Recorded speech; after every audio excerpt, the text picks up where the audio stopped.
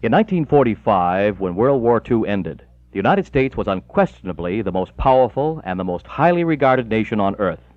Our combined military and industrial abilities had just simultaneously defeated two military giants on two different continents, and the United States had justifiably earned the thanks and the respect of the whole world.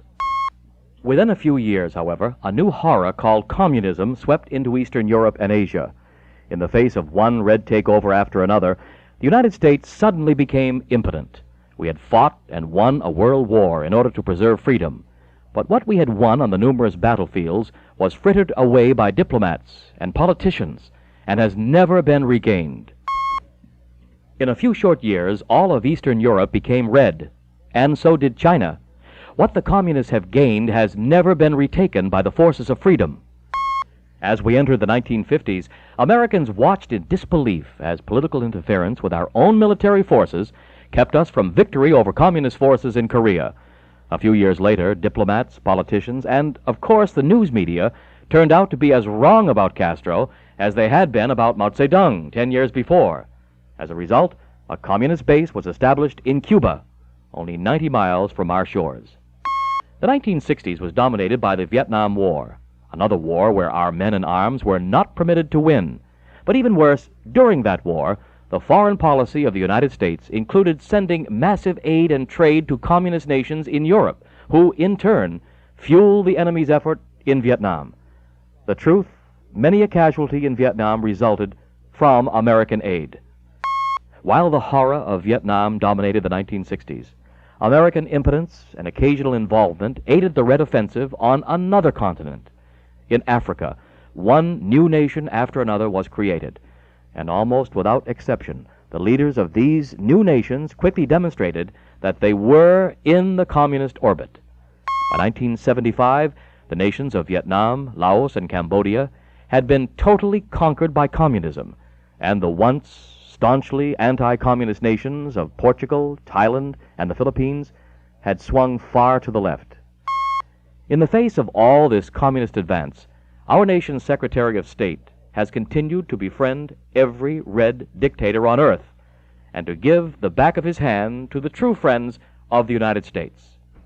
To all but a blind man, it is easy to see that communism is on the move and the forces of freedom are disorganized and shrinking. 30 years after World War II, the United States has fallen from undisputed world leadership into a position of retreat on every continent. Some Americans are even beginning to believe the propaganda that says that communism is invincible and that it is the wave of the future.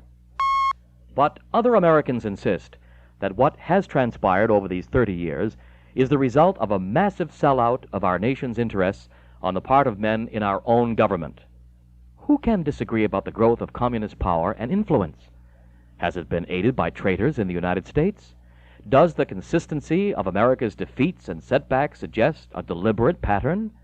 We want you to answer these questions for yourself. To help you do so, let us summarize both the past history and the present maneuverings surrounding a current diplomatic undertaking.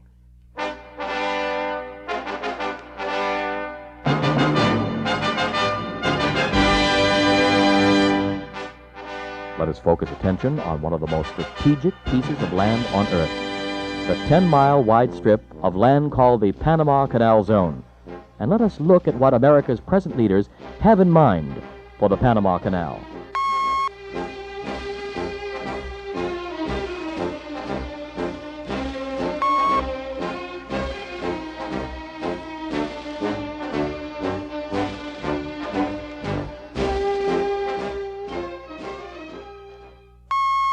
As long ago as 1878, France began to build a canal through the Isthmus of Panama, then a province of the nation of Colombia. The French effort failed, however, and their dream was abandoned. Yet the idea persisted because a waterway connecting the Atlantic and Pacific Oceans certainly made sense to everyone.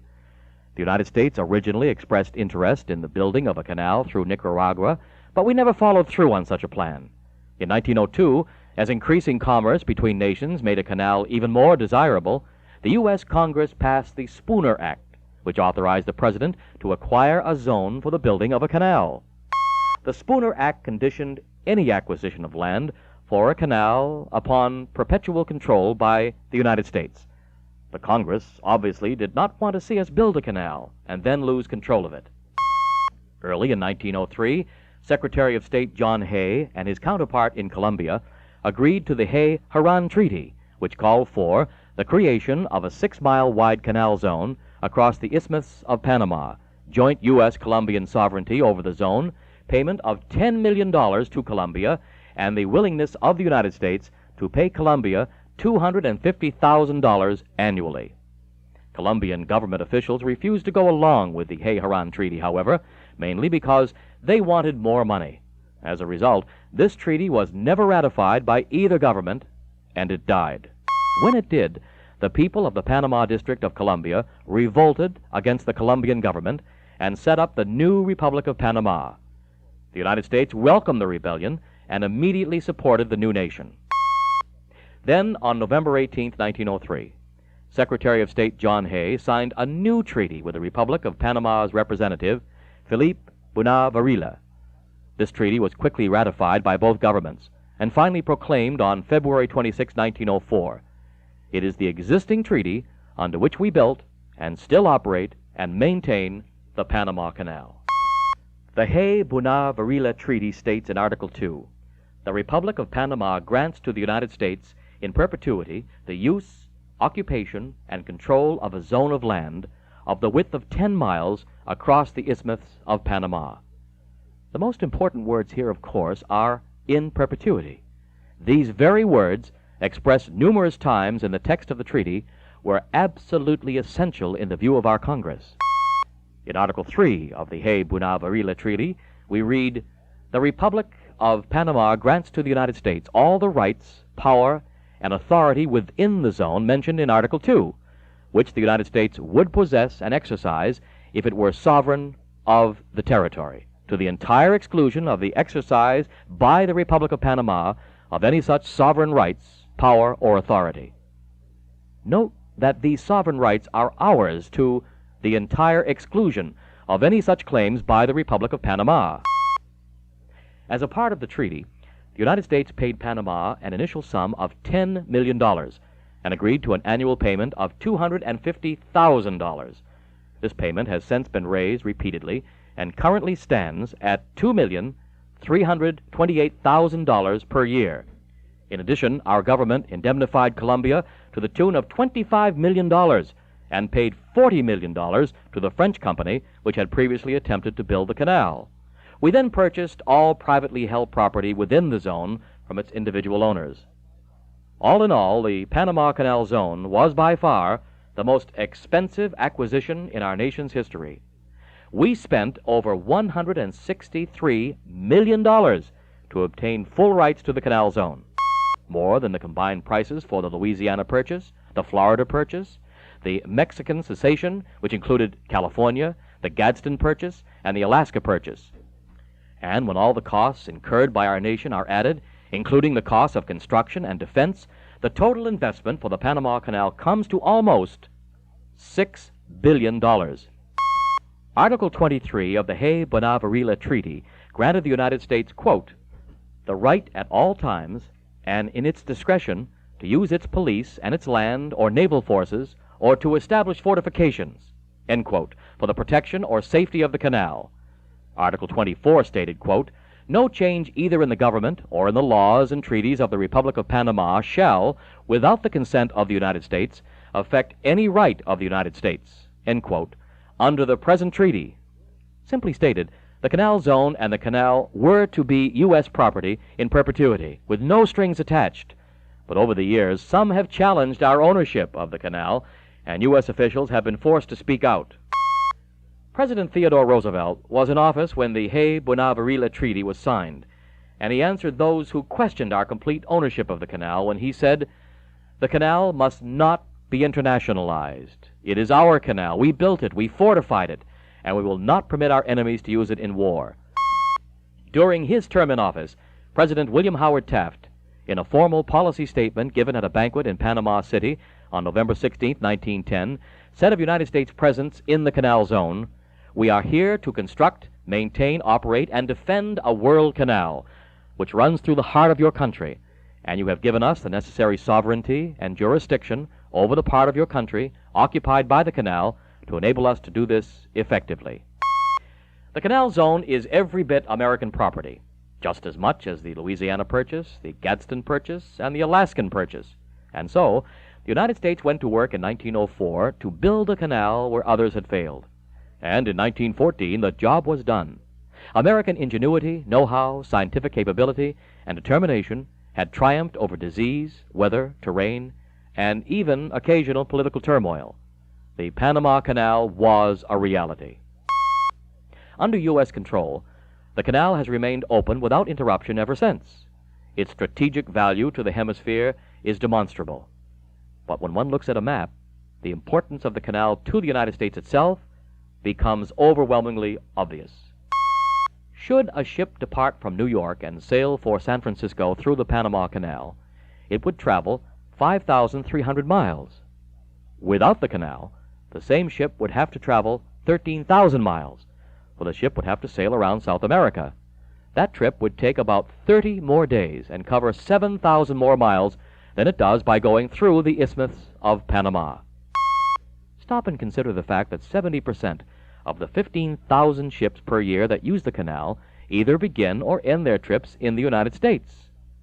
Obviously, the canal represents an economic jugular vein to all of the American nations, but it is of particular importance to the United States. If we look at the canal's military value, it is no less important.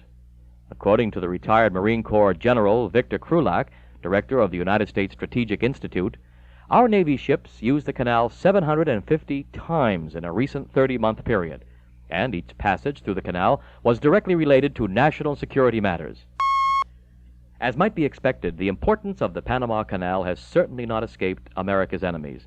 It is, in fact, the most strategic waterway in the world, more important than the Strait of Gibraltar, connecting the Mediterranean Sea with the Atlantic, and more important than the Suez Canal, connecting the Mediterranean Sea with the Red Sea and the Indian Ocean.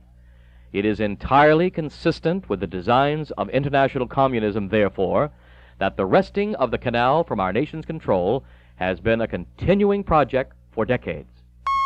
There have been red salvos against our interests in the canal ever since 1917, but one of the most significant was fired by Soviet spy Alger Hiss in 1946.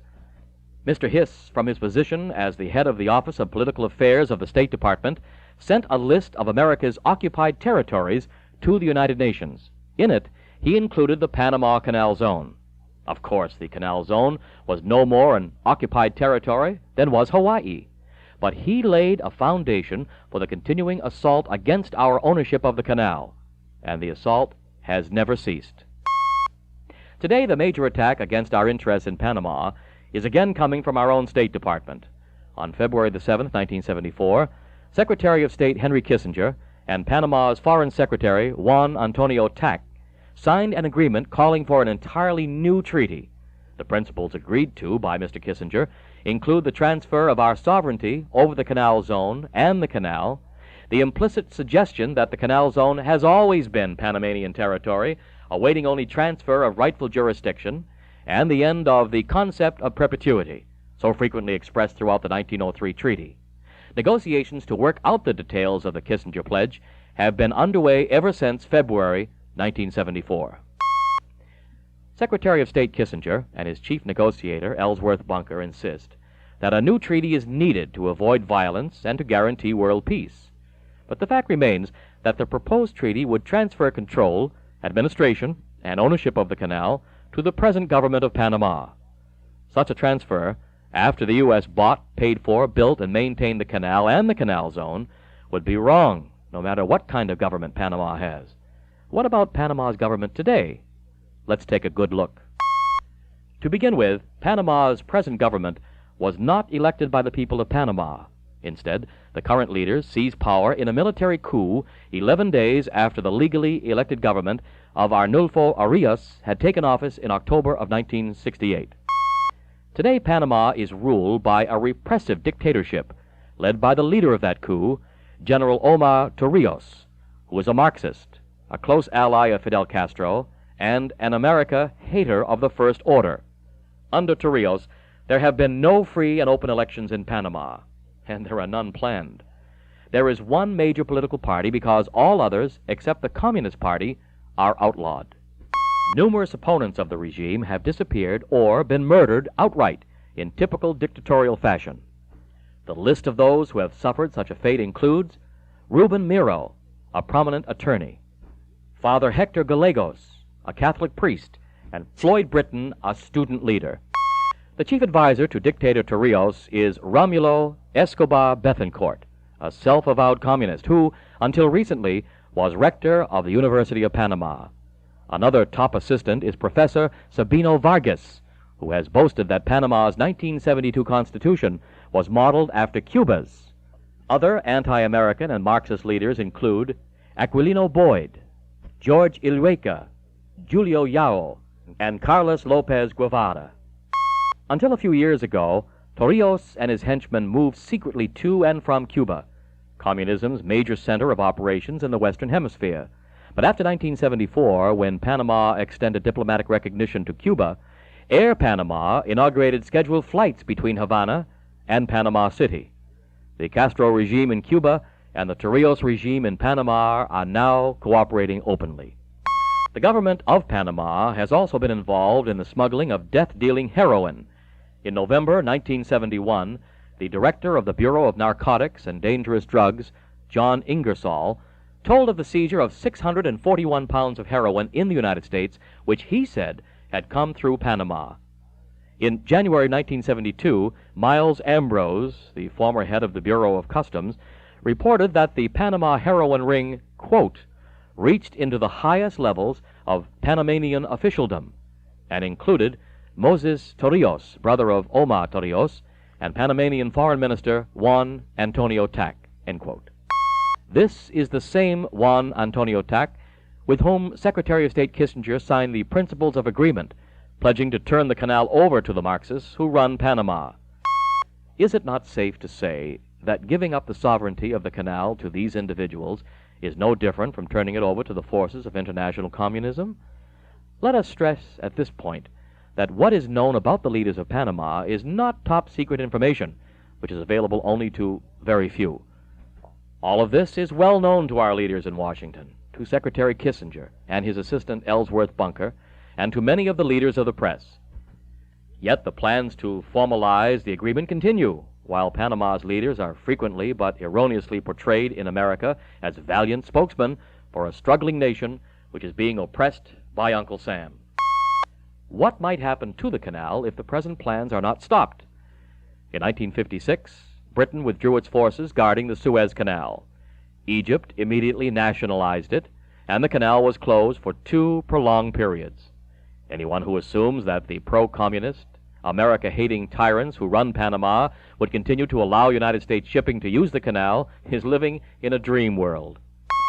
It is also more than likely that the removal of American presence in the canal zone would mean the closure of the canal simply because of incompetence. Part of the original 1903 treaty called for the United States to provide numerous services in the cities located near each end of the canal. Sanitation was one such service that was to be our responsibility.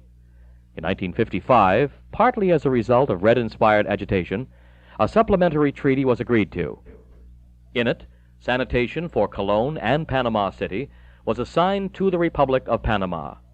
But according to Congressman Daniel Flood of Pennsylvania, in a statement he made on June 8, 1976, the Panamanian government has not even succeeded in collecting garbage from the streets of these cities.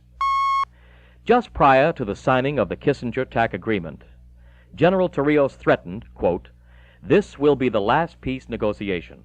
If this fails, we have no other recourse but the battle," end quote. He has continued to utter similar threats in the ensuing years. Here we have a truly small-fry Marxist dictator who has seized control of a nation with virtually no industry and only 1.5 million people. And he is threatening the United States. Were it not for the type of leadership the United States has had for decades, the matter would be laughable. But the awful truth is that Omar Torrijos, plus Kissinger and Bunker, plus a history of American retreat, accommodation, and impotency in the face of communism, is a combined force that must be reckoned with. Torrijos knows this, and that is why he speaks so firmly. The only thing that can stop him and his designs on our canal is a rising crescendo of opposition to such a sellout on the part of the American people. And a sellout it is, if you consider the following amazing sequence of events. In October 1973, Ambassador-at-Large Ellsworth Bunker, Secretary of State Kissinger's chief negotiator, went to Panama to discuss a possible new treaty with Panama's leaders. Then, on January 28, 1974, 3 months later, Soviet leaders Leonid Brezhnev and Andrei Gromyko arrived in Havana for a top strategy conference for all Latin American communist leaders. The list of attendees at the conference was never published, but Torrijos, Tack, Bethencourt, and other top Panamanian leaders were out of their country at the time. 1 week after that, on February 4th, Andrei Gromyko flew to Washington, where he was royally welcomed. He and Henry Kissinger discussed Latin American affairs for 2.5 hours. And finally, 2 days later, on February 6th, Kissinger left for Panama and the signing of the agreement which had been prepared by Ellsworth Bunker and the pro-communists in Panama. If the timing of the Soviet leaders' visit to Cuba, the Gromyko visit to Washington, and the Kissinger trip to Panama is meaningless to you, we assure you that it was not meaningless to Panama's leaders, nor to other Latin American leaders. Such a sequence of events certainly provides credibility to the growing belief that America's leaders and the communist leaders act as one in a campaign against the best interests of the American people. The most important consideration in any discussion of America's interests in Panama was highlighted on December 2nd, 1975, by Ambassador-at-Large Ellsworth Bunker, our State Department's chief negotiator with the Torrijos regime. On December 2nd, 1975, he delivered a major policy address on the Panama Canal situation in Los Angeles before the local World Affairs Council. Echoing the official position of the administration, he stated, "Sovereignty is perhaps the major issue raised by opponents of a new treaty. But it is clear that under law we do not have sovereignty." Now that statement, of course, is an absolute falsehood. We most assuredly do have sovereignty, but there is an important reason why such a falsehood has been voiced by the administration. The reason is contained in a provision of the Constitution of the United States, which discusses the disposition of any territory belonging to the United States. Article 4, Section 3 says, "The Congress shall have the power to dispose of and make all needful rules and regulations respecting the territory or other property belonging to the United States." Now this means that any change in the status of sovereign territory, such as the Canal Zone, must be approved by both houses of Congress. But if Congress, and especially the American people, can be led to believe that we are only tenants in Panama, as Panama's officials have already insisted, and as Ambassador Bunker maintains, then the only hurdle in the way of the administration's plan to transfer the canal to the Republic of Panama is Senate approval of a new treaty by merely 2/3 of those present and voting. And of course, the details of this new treaty are being prepared by the same Ellsworth Bunker. Getting the House of Representatives to transfer sovereign territory to the America-hating, drug-pushing, pro-communist tyrants who run Panama would be difficult indeed. The House of Representatives, each member of which must face re-election every 2 years, is much more responsive to the will of the American people than the Senate, whose members face the voters once every 6 years. Americans must insist that this matter be brought before the House of Representatives precisely because of our nation's sovereignty over the Canal Zone. So, sovereignty and the guarding of the right of both houses of Congress to have a say in the disposition of sovereign territory, as spelled out in Article 4, Section 3 of the Constitution, is essential. It is extremely significant to note that even the Supreme Court has stated that the United States enjoys sovereignty in the Canal Zone. In the 1907 case of Wilson versus Shaw, the court said, "It is hypocritical to contend that the title of the United States is imperfect and that the territory described, the Canal Zone, does not belong to this nation." Years later, in a test of congressional sentiment on February 2nd, 1960, the House of Representatives of the U.S. Congress adopted a formal resolution reaffirming the sovereignty of the United States over the Canal Zone by a vote of 382 to 12. It is only recently that any significant challenge to our sovereignty has even been uttered. What makes this new threat so dangerous is that it comes from within our nation, not from without. In order to safeguard our nation's vital interests in Panama, the American people must be made aware of the dangerous course being presently pursued by our leaders, and that course must be stopped. The following must be done. 1. America's leaders must be made to terminate current negotiations for a new treaty with Panama and to inform the treasonous regime that we intend to maintain our rights as spelled out in the 1903 Hay-Bonavarilah Treaty. 2. Our leaders must further inform the leaders of Panama that any acts of aggression against our property or personnel in the Canal Zone will be speedily met with appropriate force. 3. Congress should be made aware that the American people do not want the Kissinger bunker betrayal to continue, and that we do want Congress to reassert the fact that our nation possesses full sovereignty over the Canal Zone and the canal. In order to guarantee that these important steps are carried out, the help of all who are watching this presentation is needed. We ask that you first inform yourselves about this serious matter and then help to inform others. Each of you should then use your influence with your own senators and representatives. Specifically, we recommend the following. Read the literature available on this important subject and purchase additional copies to distribute to fellow Americans. Write letters expressing your sentiments to congressmen, to newspapers, to opinion molders, and to community leaders. Speak out about this proposed treachery wherever you can. You have influence, no matter who you are. Use it. Also realize that there is always strength in organization, and that an individual's efforts are magnified when he is part of a group. So we certainly urge that you join effective organizations such as the Committee on Pan-American Policy in order to keep informed and to work together with other concerned Americans. Finally, please begin to realize that what we have discussed is not so much an issue between the government of Panama and the government of the United States, nor is it mainly a disagreement with the United States on one side and the Soviet, Cuban, treasonous alliance on the other. The most vital issue here is the continued betrayal of the interests of the American people by their own leaders. Such betrayals have to stop, or our country will be destroyed. It is true that those men who allowed Eastern Europe and China to fall are no longer running things, and most of those who established our impotence in the face of communist advance over 20 years ago have also passed on. But their replacements helped Castro into Cuba, helped Africa to turn red, made our nation the chief supplier of communists everywhere, and engineered our shameful rout in Southeast Asia. In other words, the players have changed, but the deadly game continues. It ought to be obvious that Henry Kissinger's cooperation with Gromyko, Castro, and numerous Marxists in Panama is only one incident in a continuing string of betrayals. For over 30 years, these betrayals have aided the communist advance and ensured America's retreat. If the trend is not stopped, there will soon be nothing else to give to communism. But the planned sellout of the Panama Canal could be the beginning of the end of the betrayals. If enough Americans will learn the facts about Panama and stop this sinister plan, there could be a reversal of all of the disastrous policies of over 30 years. Communism certainly is not invincible. It is not the wave of the future. Freedom is, but only if the American people decide to fight for it.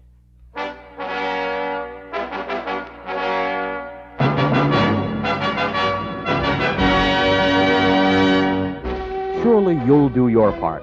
All Americans should insist on full retention of our rights in Panama. The sovereignty of the Canal Zone is the issue today. If we lose this battle, the sovereignty of our nation will surely be the issue tomorrow.